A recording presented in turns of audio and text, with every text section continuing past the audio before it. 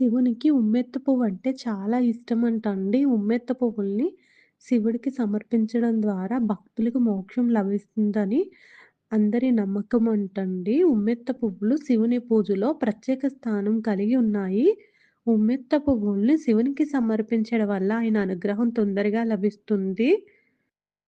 ఉమ్మెత్త పువ్వులతో పూజ చేయడం ద్వారా శివుని అనుగ్రహం లభిస్తుందండి. కోరిన కోరికలు వెంటనే నెరవేరుతాయి. బాధలన్నీ తొలగిపోతాయంటండి. ఉమ్మెత్త పువ్వుల్ని శివునికి సమర్పించడం ద్వారా మాంగళ్య భాగ్యం లభిస్తుందని నమ్మకం అంటండి. ఉమ్మెత్త పువ్వులు శివునికి ఎంతో ప్రీతిపాత్రమైనవి. ఉమ్మెత్త పువ్వుల్ని శివుని లింగం వద్ద లేదా శివుని ప్రతిమ ముందు ఉంచాలి.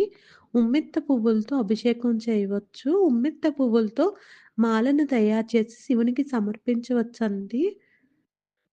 శివుడు సముద్ర మథనం నుండొచ్చిన విషాన్ని తాగినప్పుడంటండి, దాని నుండి ఆ బాధ నుండి ఉపశమనం పొందడానికి ఉమ్మెత్త పువ్వులు ఉపయోగించబడ్డాయంటండి.